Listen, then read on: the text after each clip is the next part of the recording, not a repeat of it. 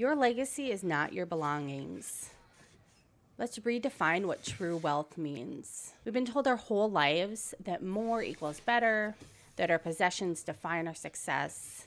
But what if the very things we spend our lives chasing are actually distracting us from the legacy that truly matters? So in my 20s, I was still obsessed with building more things, bigger places to live, stockpiling, things to give as gifts, probably proving myself through my stuff. As a single mom, life humbled me a little bit. Later, fast forward another handful of years, when my mom passed away. And when she passed away, she could not take any of her decades of shopping finds, her beautifully curated decor, her dining room table set up, and her carefully chosen images and photos on the wall, even her candles. None of it went with her. And that has forever stuck with me. I want you to stop and ask yourself for a moment, when you are gone, what will truly remain? Will it be designer clothes, overflowing garage? What's the bank account balance? What are you leaving those behind? There's value in all of those things. I don't want to dismiss them, but I think so many of us do need a reality check on what really matters, especially in our American culture where we are so encouraged to continue shopping and upgrading and buying more and more, even if everything we have is perfectly fine. It is not unusual to trade things out for a better color. People swap out entire kitchen appliance sets because they want a different, stainless steel or the latest models, even if everything's working. In the end, what do you want your family, your loved ones to have that's your legacy? And this video isn't telling you to throw everything away. We're extreme that we're getting rid of it all. Any other life path we chose, we would not be getting rid of everything. I'm not anti-stuff by any means. But it is about challenging the fundamental belief that your worth is tied to material things and a material net worth. So I want you to prepare to redefine your idea of legacy starting today. As I'm liquidating my life to move abroad, I've realized something somewhat terrifying. Most of us are so busy building a home that it almost serves as a storage unit, that we've forgotten how to build a legacy. And I am guilty of this as well. I may not have bought more stuff, but have spent hundreds of hours doing DIY projects, upgrading things, continuing to work on the house, the yard, all of the projects that took time away from kids, from friends and family. For years, I've filmed my portrait artwork over on my art YouTube channel. And when I draw someone, I don't focus on their clothes or their bank balance. I focus on the light in their eyes, their laugh lines. You can see the glow in their eye, what lights them up, and that's what remains. Your worth is not your net worth. It's that glimmer that people remember about you. For my mom, she couldn't take her candles with her, but she did leave the spirit of how she hosted, how she loved us, how she loved the people around her, how she taught us to take time for one another. That was her real art. For my dad, who's still here, it's the music. It's playing, sharing songs with us, handing down a piece of a woodworking project that he did. So we're carefully engineering our exit, and we've gone through all sorts of scenarios, everything from keeping the house and renting it to selling it. We're giving ourselves a couple more months to make that final decision. We've talked about storing a large amount of our stuff for a handful of years and coming back and dealing with it then. But ultimately, as we spent months just sitting with the feelings of it all, we worked through layers of what it was really about, this feeling of attachment to our things.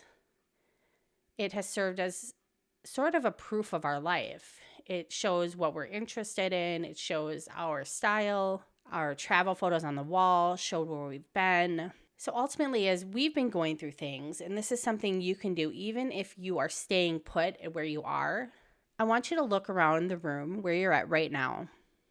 Find one thing in your room and ask yourself, does this add to my life, or am I simply storing it for my heirs to deal with later? I've spent a decade doing this, item by item, asking myself, does this really add to my life, or is it guilt? Am I thinking my daughter's going to want this, or my son? Once I started to see my daughter's in her mid-20s, she has her own place, she has a different style than what I do, she has a different body type, all of the things. My clothes aren't going to her. A few of the pieces of decor and things like that, furniture she may want. My son, he wants to live internationally. He's not going to be back here to have a lot of the stuff. So I had to get really real about, there is no one that wants these items. My siblings' houses are full. There's a few things I'm going to see if their kids want as we're wrapping up our time at this house.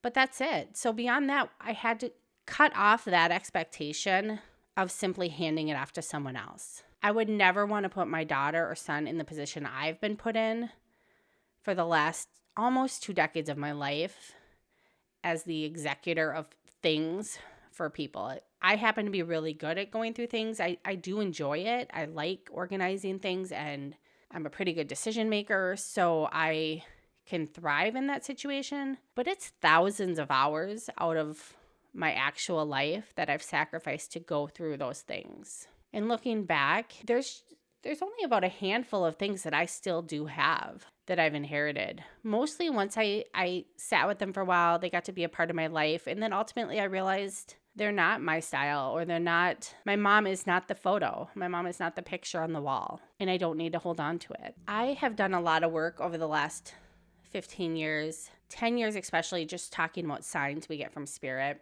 And it goes hand in hand with having lost relatives and people that I care about. I've actually created a free guide on it if you're interested. It's called A Realist's Guide to Sacred Hellos.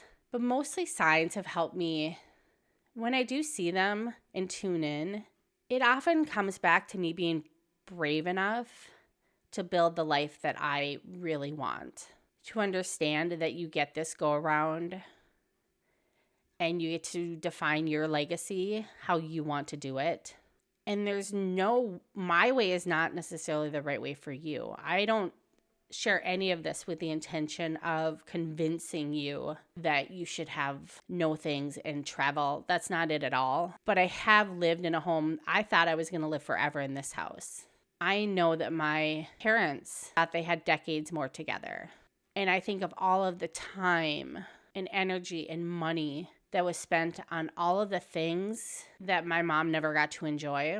Gifts that were sitting there purchased, still in the packages, shelf after shelf. QVC boxes and Kohl's boxes and things that she bought with the best intentions. Things for hosting the perfect dinner. Her heart was huge, and as well as I think most of ours are, we want to create good experiences. But there's this fantasy life we want to live in, and then there's the reality. And the reality is, I wish my mom could have taken that money and that time and spent it doing something for herself. I wish she could have enjoyed her time a little bit more instead of feeling weighed down by money stresses or pet stresses or whatever it was in her case. So hopefully this video can just shed a different light on the things around you. You don't need to keep things in your own home out of a loyalty to others. And for all of us, if we can get okay with being the bad guy sometimes, I think it allows us to live a healthier life that's more in tune with our truest selves. And there's nothing freeing about having loads of things that create an anchoring weight in our lives, that take time away from the people we love because we're organizing those things and cleaning them and sorting them. The biggest thing I noticed over the past 15 years as we've decluttered is more time with each other. It's more mental energy saved from not having to keep a mental inventory of things. You're not alone if you're going through this. You're not alone if you feel that little bit of stress by the things around you. Less things and less anchors gives you more choice and allows you to make a decision that's more in line with what you need. So hopefully this is helpful. Thanks so much for watching. Bye.